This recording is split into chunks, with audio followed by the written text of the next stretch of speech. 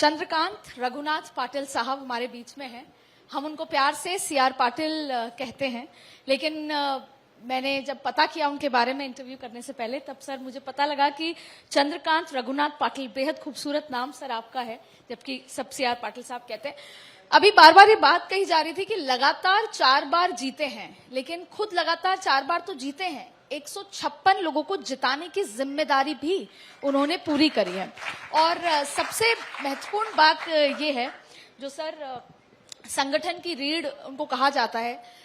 अक्सर हम सोचते हैं कि कोई भी राजनेता जब चुनाव में उतरता है तो अपने कार्यकर्ताओं को मोटिवेशन का भाषण देते हैं, लेकिन पाटिल साहब कुछ और करते थे। पाटिल साहब हर एक दिन सुबह संकल्प कराते थे, और वो संकल्प क्या है, स्पिरिचुअलिटी से कैसे चुनाव जीता जाता है, वो भी मैं उनसे समझूंगी। लेकिन सर, मेरे मन में एक सवाल है जो मुझे पता है बाकी सबके मन में है।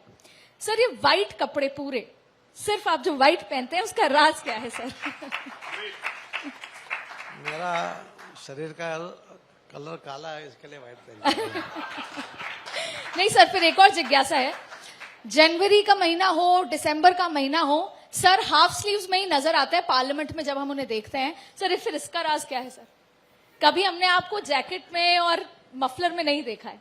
इसका घर में झगड़ा नहीं होता है, नहीं तो मैचिंग कपड़ा निकालने में तो ये सीधा निकालो और पहन लो, शांति रहती है घर में। Sir, thank you so much. Sir, जल शक्ति मंत्रालय जब से अपने एग्जिस्टेंस में आया, लेकिन मैं खुद बतौर जब रिपोर्टर घूमती हूं तो मैंने देखा कि जल शक्ति मंत्रालय की प्रेस कॉन्फ्रेंस में अब इतनी भीड़ होने लगी है। उसकी 2 वजह है। पहली तो आप, क्योंकि आपने पूरे मसले को कॉलर से पकड़ के अब काम कर रहे हैं। दूसरी सबसे बड़ी वजह है जो हाल ही में जल को लेकर जो हमारे पाकिस्तान से संबंध चल रहे हैं, जो हमको अभी भी धमका रहे हैं। तो थोड़ा मैं समझना चाहूंगी कि जो हमने डाइवर्ट करने का प्लान किया है, जो सिंधु समझौता तोड़ा है, उसके बाद उस पानी के साथ हम आगे क्या प्लान करने वाले हैं, और उनकी धमकियों का क्या है सर, जो कहते हैं कि पानी नहीं आया तो खून बहेगा।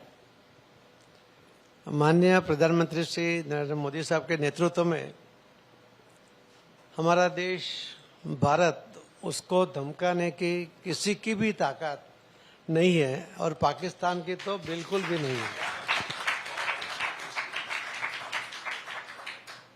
जो पानी की बात आपने की, माननीय प्रधानमंत्री श्री नरेंद्र मोदी साहब ने निर्णय कर लिया एविडेंस में रखने का। माननीय गृह मंत्री श्री अमित भाई शाह साहब के मार्गदर्शन में ये पानी को हमारे देश में ही मोड़ा जाए, हमारे देश के जो अलग अलग राज्यों में उसकी आवश्यकता है वहाँ पर पूरा पानी वो मिले।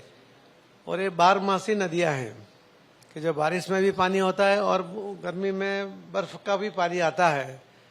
तो जो हमारे जो 5-6 राज्यों हैं उनको जो पानी की आवश्यकता है, उसमें उनकी स्थिति बेहतर होगी और सबको पानी मिलेगा, उसके लिए काम चल रहा है।